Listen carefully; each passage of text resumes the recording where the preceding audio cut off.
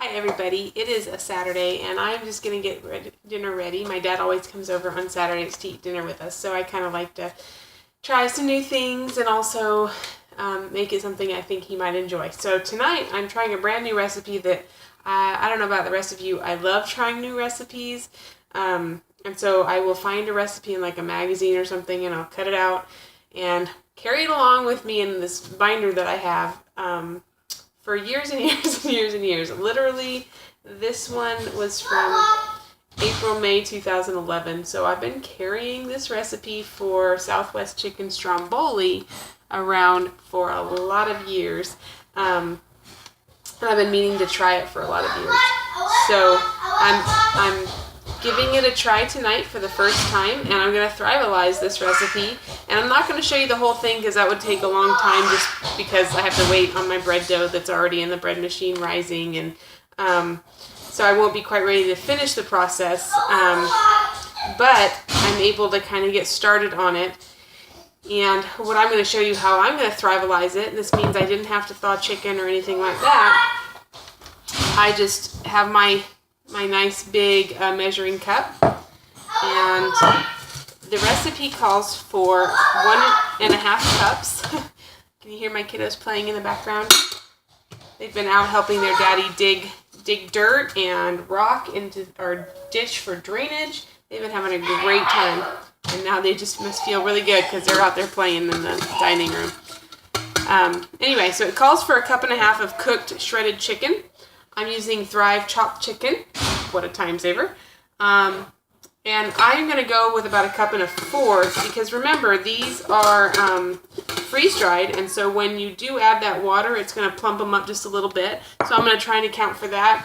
And I'm just guesstimating. I don't always know exact measurements when I THRIVE-alize, but that's okay. That's the beauty of THRIVE-alizing, and it usually works out pretty well. It calls for a yellow bell pepper. I don't buy bell peppers in the store, perishable peppers in the store anymore, because 9 times out of 10 I would end up with slimy, moldy bell peppers that I just had to toss in the trash after I used what I needed and then didn't need any more. And this calls for a small yellow bell pepper, and so I'm going to use our Thrive freeze-dried bell peppers. And I'm just going to toss in what's left in the can and call it good. So I probably have a little bit less of the peppers than what calls for, but not a lot, not by a lot. And so I'm just going to toss that in. And it's not as finely diced as the recipe calls for, but I'm okay with that. If I want, some of these pieces are a little bigger, I could stand here and break them up. But really, I think it's going to be just fine mixing in because I'm going to saute it in a little bit anyway. And then, of course, some chopped onions. I was never a fan of chopping onions, so I'm still not a fan of chopping onions. I don't like the smell, the tears, especially when I'm wearing my glasses instead of my contacts. And it always took me forever. So that's how easy that is.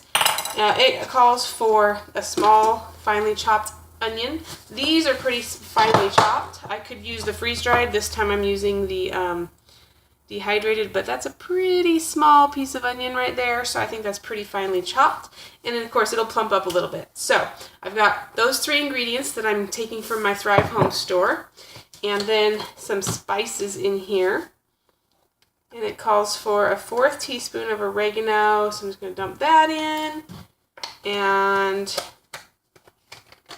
3/4 teaspoon of cumin,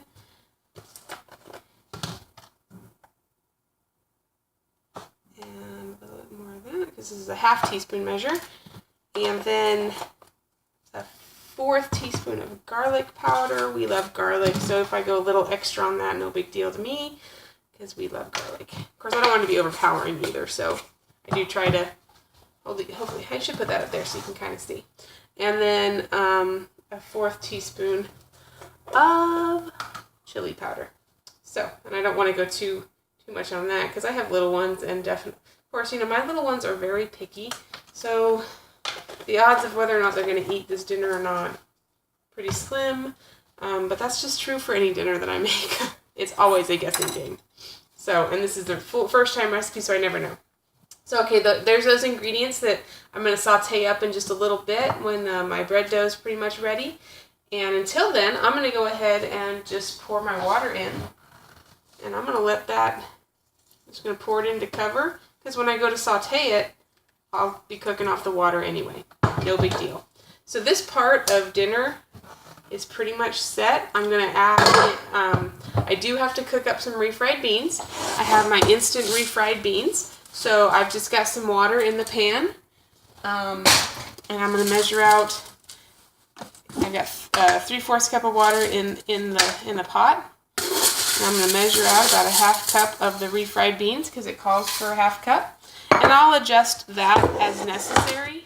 And I might season it a little bit, but because there's going to be other seasonings, I don't feel like I really need to season it a ton. But I noticed there isn't salt added, but there is going to be salsa added. So I don't want to over salt.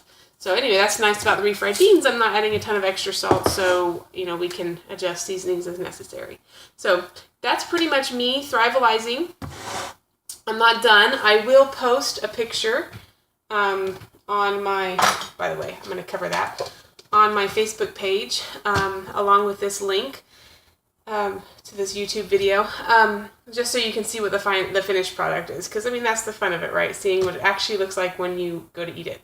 But my bread dough also has a few Thrive ingredients, cornmeal, and some powdered milk. So, Thrive's just awesome to have on hand. I always have what I need.